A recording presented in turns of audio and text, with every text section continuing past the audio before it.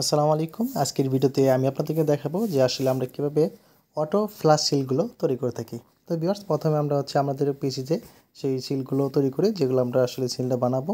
সেই সিলগুলো কম্পিউটারে তৈরি করার পরে এখান থেকে আপনারা আমাদের যে একটা প্রিন্টার আছে, তোশিবা ফটোকপি বলে বা এটা প্রিন্টার বলা হয়, এটা দিয়ে আমরা আসলে সেই ট্রেসিং পেপারে সেই সিলটাকে আমরা প্রথমে প্রিন্ট করে থাকি।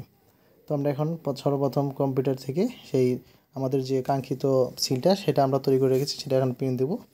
তো প্রিন্ট দিলাম। প্রিন্ট দেওয়ার পরে এখানে আপনারা দেখতে পাচ্ছেন আমাদের সেই সিলটা কিন্তু এখানে বের হয়ে গেল।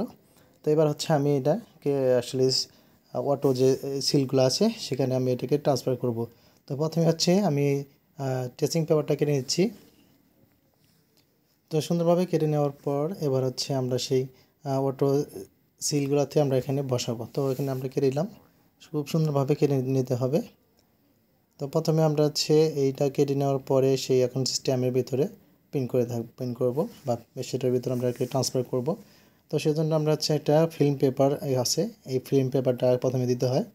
তো আমরা সেটা মাপ অনুযায়ী ফিল্ম পেপারটা কেটে নিচ্ছি। তো সুন্দরভাবে ফিল্ম পেপারটা আমরা কেটে দুটো ভাগে ভাগ করলাম, দুটো সিল যেহেতু তৈরি করব। তবে এটা আমরা সেই অটো যে মেশিনটা আছে আমাদের, সেই মেশিনটা এখান থেকে দেখতে পাচ্ছেন একটি ড্রয়ার সিস্টেমের মতো। এখানে আমরা সেই রাবারটা এবং তারপর এখানে আমরা সেই ফিল্ম পেপার দিব। তারপরে এটার উপরে আমরা ট্রেসিং পেপারটা প্রিন্ট করলাম, সেই ট্রেসিং পেপারটা এইটার উপরে রাখবো। তো রাখার পরে এবার আমার সেটাকে সুন্দরভাবে মিলিয়ে তারপরে আমরা এটাকে ঢেকে দিব। সুন্দরভাবে ঢেকে দেওয়ার পরে এটা লক করে দিব। দেখতে পাচ্ছেন টেপসে লক আছে, সেই লকটা করে দিলাম।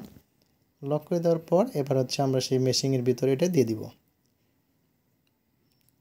তো মেশিন দিয়ে দেওয়ার পরে এবার এখানে সুইচ আছে, সুইচটা আমরা এখানে অন করে দিলাম। সুইচটা অন করে দেওয়ার পর স্টার্ট বাটন থেকে ক্লিক করে দিলাম। ক্লিক করার পর এটা পাওয়ার 360 করে রেখেছি আমি। দেখতে পাচ্ছেন এখানে আস্তে আস্তে পাওয়ারটা উঠছে।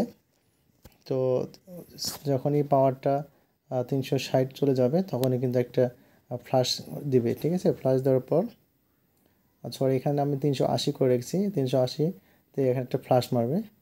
তো দেখতে পাচ্ছেন একটা ফ্ল্যাশ মারার পরে কিন্তু সিলটা তৈরি হয়ে গেল। এবার সেই সিলটা এখন বের করব। তো দেখতে পাচ্ছেন ফ্ল্যাশ সিলটা কিন্তু অলরেডি হয়ে গেছে। দেখতে পাচ্ছেন কতটা, এখন আপনাদের মাঝে দেখাবো আসলে সিলটা কতটা স্বচ্ছ। দেখতে পাচ্ছেন একদম ক্লিয়ার কিন্তু এইটা কিন্তু ফ্ল্যাশ হয়ে গেছে। এবার একটা গোল সিল আমরা তৈরি করব। তো গোল সিলটা সেম প্রসেস। এটা আমি প্রথমে একটা ফিল্ম পেপার রাবারটা দিলাম প্রথমে, তারপরে এখানে একটা ফিল্ম পেপার দেব, দেওয়ার পরে তৈরি করে ফেললাম। তো দেখতে পারেন এবার আপনি সিলের ভিতরে এখন আমরা একটা কালি ভরবো।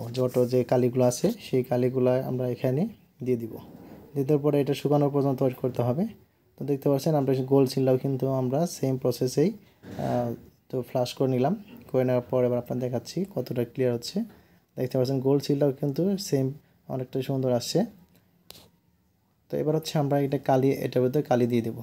কালি দিয়ে দেওয়ার পর এই অটো সিলের একটা বৈশিষ্ট্য আপনার কিন্তু বারবার সিল প্যাডের প্রয়োজন হবে না, এটার ভিতরেই কালি দিয়ে দেওয়া যায়। এবং সেই কালিটা দিয়ে কিন্তু আপনি চাইলে 200 থেকে 300 আমরা কিন্তু এখানে সিল মারতে পারবেন। তারপর যখন আবার কালিগুলো কিন্তু যখন ফুরিয়ে আসবে তখন আপনারা আবার কালিটা দিয়ে দিবেন। কালি দিয়ে দেওয়ার পরে আবার আপনারা 300 থেকে বা 200 থেকে 300 সিল মারতে পারবেন। এবার